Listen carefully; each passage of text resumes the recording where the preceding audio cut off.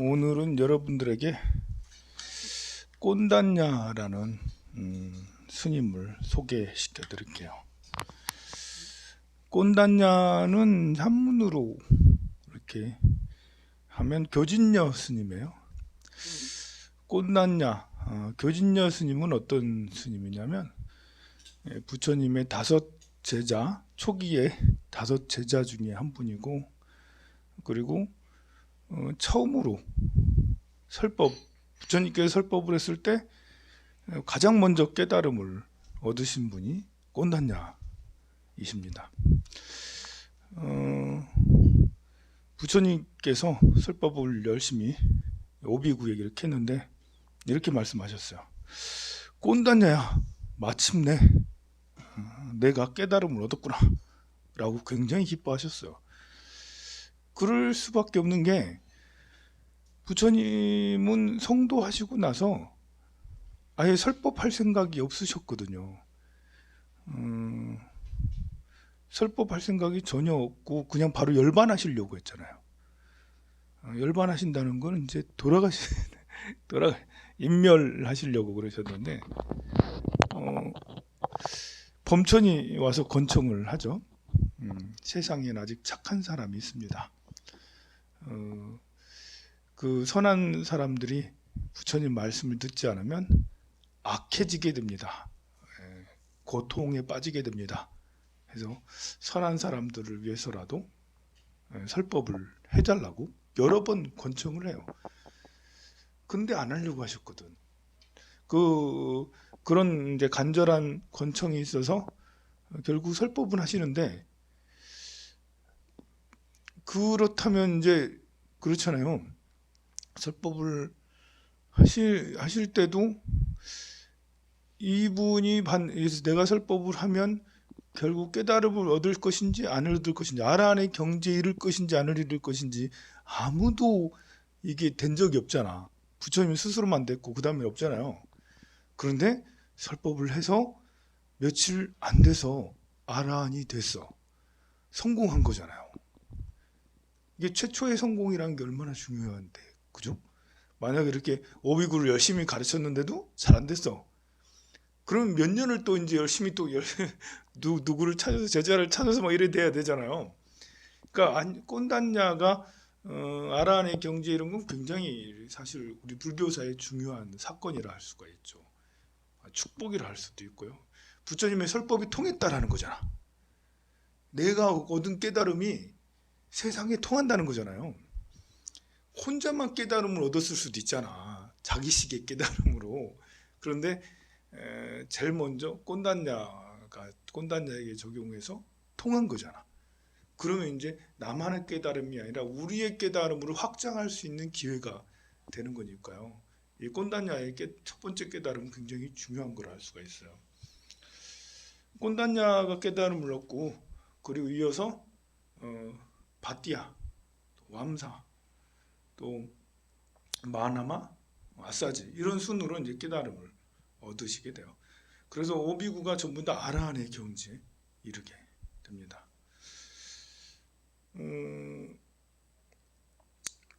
처음에는 부처님께서 설법을 하실 때, 오늘이 12월 30일이네, 그죠? 그래가지고 1월 1일 날 우리 그 해돋이 법회 할 거예요. 해돋이 법회. 1월 1일 날에 이렇게 1월 1일 날 해가 뜰 거 아니에요, 그죠? 그래가지고 1월 1일 날 뜨는 해는 우리가 봐야잖아. 또 보고 봤나요? 딴 데 가지 말고 여기 오세요. 1월 1일 날 새벽 기도하고 아침에 떡국 먹고 나서 한 7시 반에서 8시 사이 해가 뜨는데, 옥상에 올라가면 웃지 말고 옥상에 올라가면 옥상에도 해가 떠요. 여러분들 안 봐서 그런데 우리 옥상에 이렇게 일출이 얼마나 아름다운데, 우리 약사열의 부처님하고 같이 해 뜨는 거 보면 너무 좋잖아요. 예, 작년에 이렇게 해보니까 참 오붓하고 좋더라고요. 작년에 이렇게 약사열의 부처님 대불 앞에서 같이 이제 해 뜨는 거 보고 합장하고 반야신경도 하고 그래 이제 하고 그러니까 너무 좋은 것 같아서 그래서 올해도 1월 1일 날 새벽에 아침에 오세요. 아침 먹고 오셔도 되고 7시 반까지만 오면 되잖아. 그러니까 그 정도면 충분히 시간이 될 것 같아요. 새벽기도 오시면 더 좋고. 그래 이제 깨달음을 얻으시고 이게 깨달음 얻으시기 전에 오비구랑 헤어졌어요. 본래는 이제 이 5명의 비구는 이제 이렇게 그 정반왕이 아들 시달타 태자가 염려돼서 보호하라고 측근들을 보낸 거예요. 보호를 하기 위한 그런 어찌 보면 시자라고 할 수가 있는데 부처님께서는 5명의 비구들과 도반이 돼서 같이 함께 수행을 했는데 나중에는 이 5명의 비구가 수행을 하다 보니까 진짜 수행자가 돼서 이렇게 시달타 태자가 고행을 그만둔 것이 타락한 것으로 생각을 하고 변절자라고 생각을 한 거예요. 심한 배신감에 심한 배신감을 들어서 이렇게 타락한 자요라면서 이제 시달타 태자를 버리고 시달타 태자랑 이별을 하고 사르나트 바라나시에 있는 사르나트로 가게 돼요. 당시에는 이제 미가디아라고 했어요. 사르나트를 미가디아로 사슴동산으로 가요. 왜냐하면 거기에는 똑같이 고행자들이 많이 모여서 수행을 했거든요. 시달타 태자는 수자타의 윤미죽을 받고 목욕도 깨끗이 하고 이것이 타락했다라고. 참 그렇죠. 루이 14세 이렇게 보니까 루이 14세 그 주치의가 있는데 두자인데 다칸가 디칸가 뭐 주치의가 있는데 정말 엉뚱한 주치의가 있어요. 이 주치의는 뭘 믿었냐면 루이 14세 그 딸인가 이제 애첩인가 누가 병 걸렸는데 피를 빼면 병을 낫는다 해서 피를 잔뜩 빼고 또 루이 14세가 오래 살고 건강해야 된다고 이빨을 빼야지 나중에 예방을 한다고 병을 예방한다고 생이빨을 다 뺐대 위아래를 세상에 마취도 없이 이빨을 다 빼. 얼마나 아팠겠어요. 이빨을 그냥 막 생이빨을 빼다가 아래쪽에 어금니 쪽을 빼다가 턱이 금이 가고요. 위에 이제 이빨을 못 빼다가 입천장에 구멍이 뚫린 거예요 세상에. 그 주치 말을 믿고 그거를 시술을 한 마취도 없이 시술한 루이 14세는 정말 짐이 곧 국가다라고 하는 왜 이제 공포 정치에 있어요. 프랑스 루이 14세인데 그래가지고 이제 그 안에 구멍이 났잖아. 여기 또 그 안에 천공에 구멍이 나가지고 그거를 때우는데 불로 지진 것을 몇 번이나 쭉 해가지고 그렇게 지져가지고 했는데 결국 잘 때워지지도 않아가지고요. 음식을 막 드시잖아. 음식을 막 먹으면 반 정도로 코로 올라. 그래가지고 이빨이 없어가지고 제대로 씹지 못해가지고 나중에 소화불량 걸리고 이렇게 장염 걸리고 그런데도 77살까지 살아요. 아마 40대 후반 정도에 그런 시술을 했거든요. 왜 그런 시술을 했는지 도저히 그 주치의가 좀 이상하다니까요. 그 세상에 그런 주치의가 어딨어. 병 들었다고 피 빼고 막 예방해야 된다고 병을 예방해야 된다고 야 치아를 다 빼버리고 그게 주치의라고 말도 안 되는데요. 이것이야말로 이제 이렇게 이렇게 변태라고 해야 되나 좀 그래요. 타락한 부처님 목욕했다고. 맞아. 주치의가 또 루이 14세한테 요구하기를 목욕하면 병든다고. 목욕을 가끔 자주 하면 안 된다고. 그렇지 않아도 음식을 드시면 코로 넘어와가지고 악취가 막 맨날 하는데 몸도 씻지 말라고 그래가지고 루이 14세 옆에만 가면 냄새가 막 그래 신하들은 모두 다 왕 옆에 가기를 원하잖아요. 옆에 가서 이제 뭐 하기를 원하는데 모든 신하들이 원하지만 꼭 참고 가야 된다. 그 냄새 나는 걸 참고 가야 된다. 그래서 이제 프랑스에서 뜬 그 사업이 향수 사업이에요. 향수. 향수가 신기하게 이상하게 그런 쪽으로 발전을 하고 그랬어요. 뭐 다른 이유가 있어서 또 향수 산업이 발전하긴 했지만 루이 14세의 그런 역할도 좀 컸어요. 그래 말도 안 되는 목욕하면 안 된다 라는 것이 인도 고대의 그 수행자들에게 이제 그 해당이 됐어요. 목욕하면 고행자가 아니다. 이제 머리를 계속 길게 하는 그런 고행자가 있는데요. 머리를 짧으면 역시 타락한 자다 이렇게 하는. 또 음식을 먹으면 또 타락한 자다. 유미죽을 먹었다. 이러면 타락한 자다 이렇게 된 거예요. 그래서 미가디아로 떠난 5명의 비구, 그 사이에 실달타 태자는 시달타에서 열애로 전임으로 이렇게 성도하게 되게 됩니다. 깨달음을. 저 잘생긴 총각 어디서 봤는데 이름이 뭐죠? 아 그렇구나. 예? 아 오늘 만나기로 했어요? 아 그런가요? 네. 그래 이제 그, 그 깨달음을 얻으시고는 처음에는 설법을 포기하셨다가 가게 됐잖아요. 가서 처음에 만났을 때 5명의 비구들이 이게 이제 그 용서가 안 되는 거야. 시달타 태자가 용서가 안 돼서 저 멀리서 오는 저 사람이 누구고 저 시달타네 왜 오는 거지? 저 변절자 이러면 5명이 그럼 가까이 오면 얘기도 하지 말자 눈총도 주지 말자 쌩까자 이렇게 서로 담합을 했어요. 근데 이제 점점 다가오면서 가까이 오니까 생각들이 다 달라지는 거죠. 아니 생각이 달라지는 게 아니라 몸이 그냥 느껴져.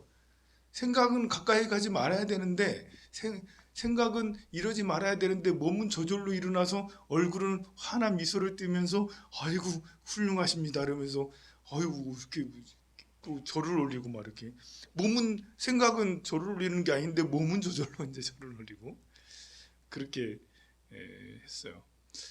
그러자 부처님이 하시는 말씀이 뭐라고 하셨냐면 수행승들이요 열애를 이름이나 벗이라는 말로 불러서는 안 된다라고 딱 단호하게 말을 해요. 열애를 이름이나 벗이요 라고 이렇게 해서는 안 된다. 열애는 마땅히 공양받아야 될 뿐이며 밝고 원만하게 깨달은 분이다. 수행승들이여 귀를 기울여라. 나는 불사의 경지를 증득했다. 너희가 배운 대로 행한다면 머지않아 출가할 때 품었던 목적인 범행이 궁극적 완성을 스스로 알고 증득하고 재현하게 될 것이다 라고 그렇게 이제 단호하게 말씀을 하세요. 그 말 듣고 보니까 이제 오비구가 약간 정신이 들었는지 오비구가 이럽니다. 아 사치스러운 생활로 돌아간 타락한 자인 내가 어떻게 성스러운 지견을 얻었느냐 라고 이렇게 반문을 해 물어봐요. 그러다 이제 부처님은 내가 이렇게 말한 적이 있더냐라고 이야기를 하죠. 전에는 이렇게 말한 적이 한 번도 없었던 거야. 나는 이제 불사의 경지를 깨달았고 그리고 열에 마땅히 공양받아야 할 존재라고 말한 적이 없었거든요. 그러자 이제 5명의 비구들이 이제 마음을 누그러뜨리고 이제는 이제 법을 들을 준비가 됐어요. 그럼 이런 꼰단냐 등의 5명의 비구는 무슨 설법을 처음으로 들었을까? 무슨 설법을 듣고 깨달음을 얻으셨을까? 궁금하지 않아요? 무엇을 들었을까? 궁금하죠? 500원. 뭐라고 최초의 설법, 열애의 최초의 설법이 이렇습니다. 비구들이요 2가지 극단이 있으니 출가자들은 결코 가까이에서는 안 된다. 두 가지 극단을 가까이 해서는 안 된다라고 그래요. 그게 이제 초기 경전에 보면 비구들여, 수행승들여 이런 말을 자주 하거든요. 부처님께서 비구들여, 수행승들여 이러면 참 우리는 이제 느껴지는 게 우리는 스승님이잖아. 그래 이제 비구들여, 수행승들여 나보고 하는 말 같잖아. 그래서 이 울림이 좀 커요. 비구들여 이런 게, 수행승들여 이런 게 우리에게 하는 말이니까. 그래서 두 가지 극단을 갖지 말라라고 했어요. 첫 번째 두 가지 극단이라는 것은 고행과 이제 용락이거든요. 고행과 편안함이에요. 수행을 할 때 대충 그냥 뭐 하고 싶을 때 하고 말고 싶을 때 말고 좀 몸이 좀 편안하게 하기 위해서 수행하는 이런 게 아니라는 거죠. 또 고행을 또 너무 해서 몸이 정말 밤잠을 안 자고 뭐 이렇게 뭘 먹지 않고 그 다리를 오랫동안 꼬고 앉아 있고 뭘 하고 있고 이렇게 고행을 했어도 안 되고, 그리고 너무 편하게 해서도 안 된다는 거죠. 이것이 부처님께서 최초에 하신 말씀이에요. 이것은 중도라고 그러는데요. 중도를 지켜라, 중도에 맞게 하라. 그런데 상당히 추상적이지 않아요? 그럼 어떻게 하는 것이 중도지? 어떻게 편안하지 않고 그렇다고 고행도 아니고 적절하게 하라는 건데, 그래서 중도를 다시 한번 설명을 하세요. 중도는 곧 팔정도를 행하는 거다. 그러니까 올바른 견해를 갖는 것이 중도인 거고요. 올바른 사유를 하는 것이 중도인 거고, 올바른 말과 올바른 행동, 올바른 직업을 갖는 것이 중도고, 올바른 이제 집중을 하는 것이, 올바른 기억을 하는 것이, 올바른 선정을 갖는 것이, 이게 바로 중도라는 것이에요. 참으로 어렵죠. 우리 이제 늘 가장 많이 하는 게 속세든 뭐 출가자든 말이잖아요. 우리 관계에서 어떻게 말하는 것이 적절한 말인가, 이게 중도거든요. 칭찬도 너무 과도해도 그렇고, 비난도 너무 과도해도 문제고. 이게 우리 관계에서 말을 적절하게 잘한다. 그냥 좋은 관계를 유지하는 말 정도는 이렇게 성격이 좀 편안한 사람 정도면 다 해낼 수 있겠죠, 그죠? 저 정도만 돼도 그냥 좋은 말 정도는 할 수 있을 것 같아, 그죠? 우리 서로 좋은 관계잖아요. 나 미워하는 사람 없잖아. 그런데 이제 상대에게 깨달음을 주는 말, 도움이 되는 말, 힘이 되는 말, 뭔가가 이제 의미 있는 말, 그 사람에게 적절한, 그 현재 우울함에 적절한, 문제 부딪혔으면 문제에서 풀을 수 있는 그런 적절한 말, 그렇게 해주면 더 쉬운 게 아닌 거죠. 어느 것이 적절한 말인가?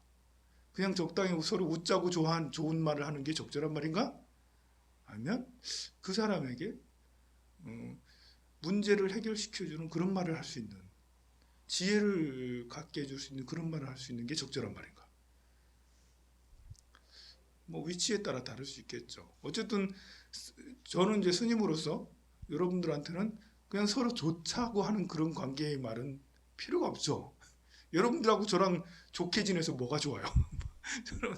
우리 서로 사랑하지만 속세적인 사랑을 해서 뭐가 좋아? 그건 난 너 사랑해 하면서 반지 사줄까? 이렇게 이런 건 아니잖아. 이거는 저는 여러분들에게 깨달음을 주는 그런 말을 해야 되는 것이죠. 이게 바로 적절하다고 할 수가 있는데, 행동도 적절한 행동이라는 거죠. 아버지면 아버지에 맞는 행동, 출가자면 출가자에게 맞는 행동. 근데 그게 참 어렵다라는 거죠. 여러분들 그걸 잘하면 뭐 행복감이 굉장히 충만해지죠. 그게 잘 안 되면 불행해지죠. 그게 잘 안 되면. 그래서 부처님께서 말씀하신 건 중도다, 그렇게 가장 알맞는. 이 수행자들이니까 수행자들은 두 가지 중에 하나를 해야 되잖아요. 두 가지 중에 하나를 많이 했어 당시에. 고행자들이 많아가지고 고행에 집중하는, 특히 5명의 비구는 고행자들이었어요. 그러니까 이 비구한테 합당한 말을 한 거예요. 부처님은 차제설법, 대기설법, 차제에 맞게 근기에 맞게 상황에 맞게 설법을 하셨거든요. 부처님께서 중도를 설하셨는데 고행도 안 되고 쾌락을 즐겨도 안 되고 그 중간에 적절한 걸 찾아서 해야 된다. 이 말만 믿고 다른 건 중도를 얘기하지 않는 것은 착각인 거죠. 지금 이 5명의 비구에게는 가장 적절한 게 가장 적절한 중도는 고행을 내려놓고 그렇다고 편하게 할 것이 아니고 가장 알맞게 생각을 수행을 해야 된다는 이런 거였어요. 여러분들한테 이제 중도에 맞는 게 있겠죠. 그러니까 어찌 보면 우리 일상생활 속에서 화두처럼 늘 어떤 것이 가장 알맞는 행위인가? 내가 회사에 취직을 해서 회사에 일을 해. 가장 알맞는 일.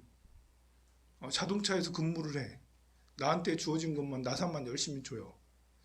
아니면 뭐 운반만 열심히 해. 뭐 그것만 잘하면 회사에서는 끝이야.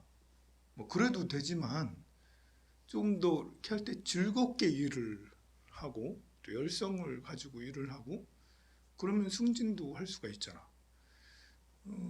그러니 이제 회사에서 내가 사무직을 갔든 현장직을 갔든 거기서도 적절하게 잘하면 여기서 적절하게라는 것은 상승되는 것을 얘기하겠죠.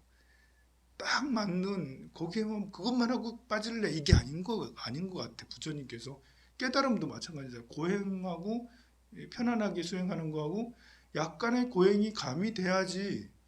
그러니까 밥 먹는 것도 이렇게 저는 맨날 참아요. 더 많이 먹고 싶은데 식탐이 많아가지고 더 많이 먹고 싶고 계속 참아요.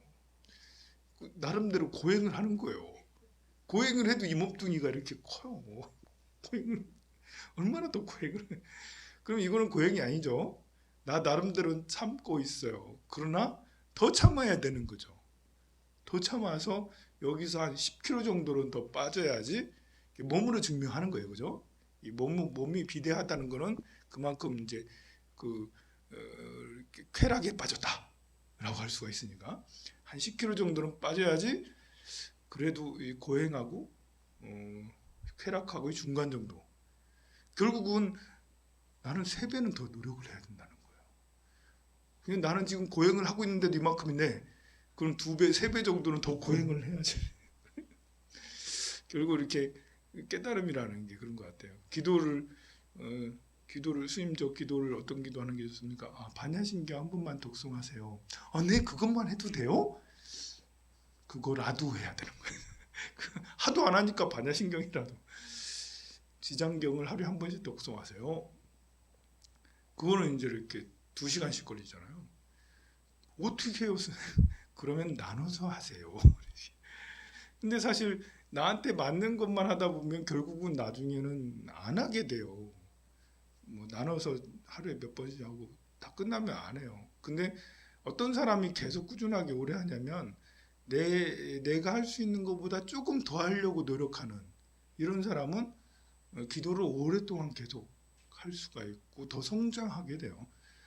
이만큼만 하고 그래 이거 다 됐어 라고 하는 것은 그래요.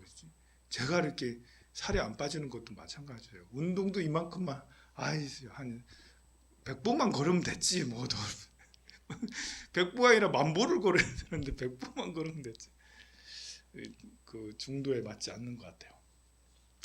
어쨌든 쉬운 건 아니에요. 늘 이제 그 중도를 걸으려면 그 사람과의 관계에서도 중도를 잘못 생각하면 기브 앤 테이크 항상 합리적으로 생각해서 내가 5개 받았으면 5개 주고 그리고 뭐 3개 받았으면 3개 주고 이렇게만 생각을 하면 그냥 이렇게 누구나 하고 다 좋은 관계가 되지 않죠.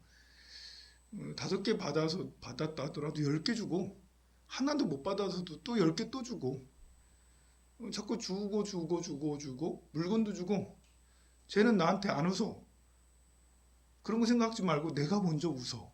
쟤는 나한테 인사조차 안 해. 인사도 안 받아 세상에. 뭐 미움 샀는지 인사도 안 해. 그래도 또 인사하고 아니 쟤는 나한테 과일을 주는데 저 다른 사람한테는 주는데 나한테는 안 주네? 너 미움받았나? 그래도 또 인사하고 그래서 또 이렇게 또 이제 활짝 웃고 어떤 때는 그런 것이 이런 생각이 들어요. 비굴한 것 같아. 내가 꼭 이렇게까지 해야 돼? 나도 자존심이 있지. 쟤는 날 미워하는데 같이 미워하면 어때? 나도 화가 나는데 나는 속이 없나? 이렇게 생각을 많이 하잖아요. 이러면 중도가 아닌 것 같아. 근데 이제 스님의 말대로 쟤는 날 미워하는데 그거랑 관계없이 난 늘 그에게 한결같이 미소를 띄우며 인사를 하고 선물도 계속 줘. 바보 아니야? 보통 이렇게 생각하죠. 본인도 이게 아무래도 내가 바보 같아. 옆 사람들도 아무래도 쟤는 바보 같아. 할 수도 있겠지만 아닌 것 같아요.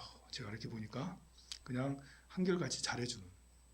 그렇다고 해서 그 상대가 나를 막 이렇게 모욕 주고 하는데 꿍 하고 있으란 말은 아니에요.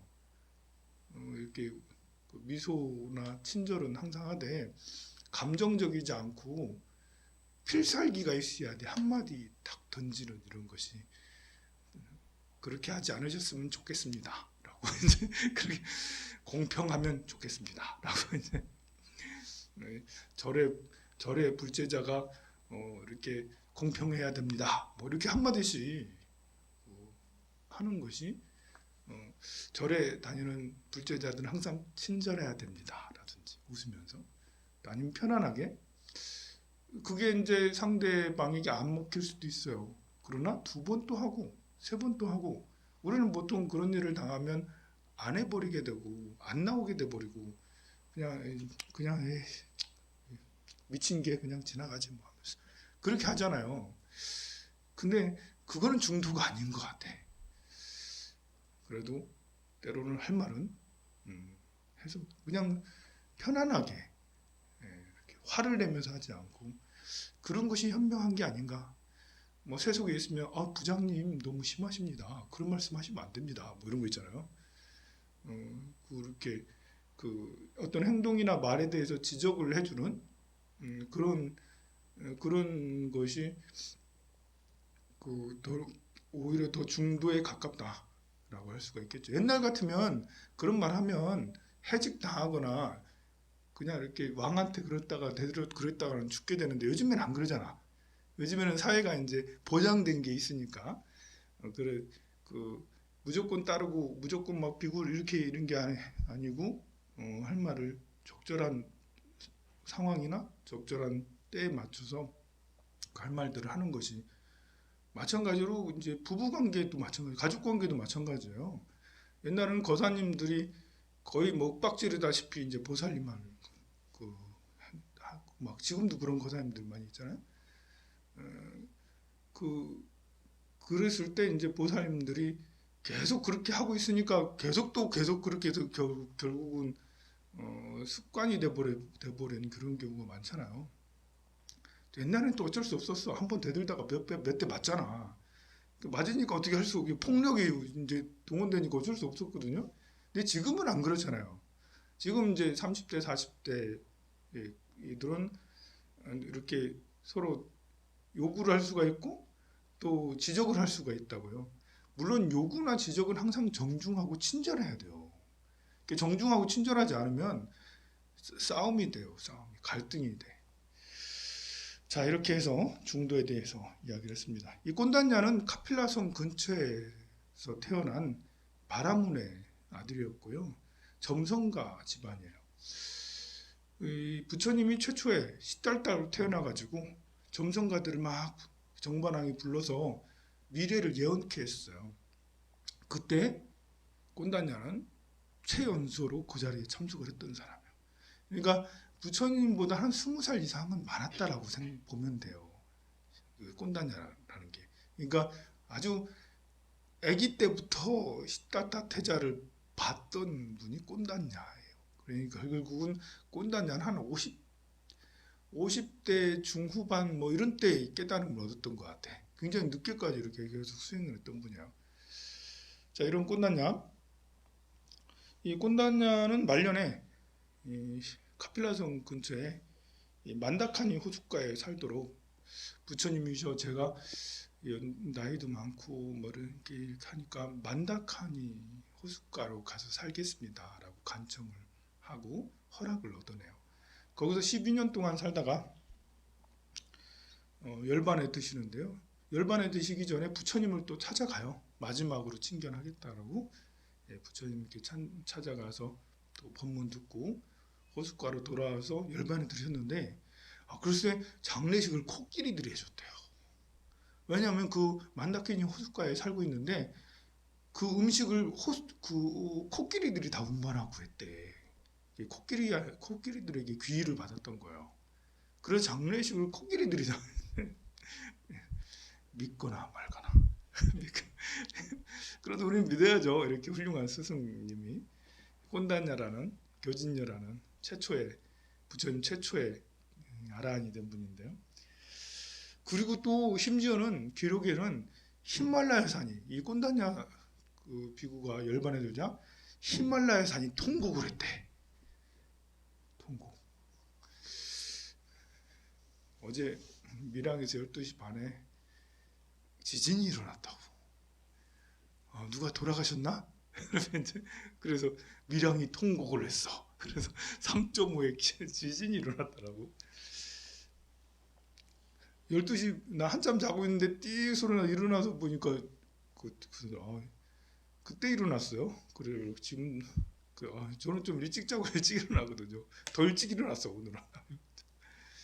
자, 이렇게 오늘은 꼰단냐에 대해서 알아보는 시간을 가졌어요. 오늘 그 무나물이 엄청 맛있어요. 제가 무나물을 만들었는데 와 너무 맛있어가지고 그 무나물을 비벼 먹었어요. 근데 무나물은 만들기가 아주 쉬워요. 소금만 넣으면 기름하고 소금만 넣으면 돼. 다른 거 필요가 없어. 잘 덮어주기만 하고. 그런데도 너무 이렇게 환상적인 맛이더라고요. 원래 이제 철이 무가 맛있는 철이라 하더라고. 근데 이제 이렇게 무가 맛이 없어지면 들깨가루를 넣어야지. 그래서 들깨가루가 들어간 무나물은 이거는 좀 맛이 좀 별로. 무 자체가 좀 그렇구나 이렇게 이제 아닌가요? 오늘 맛있다고 무나물. 무나물 많이 드시기 바랍니다. 충분하세요.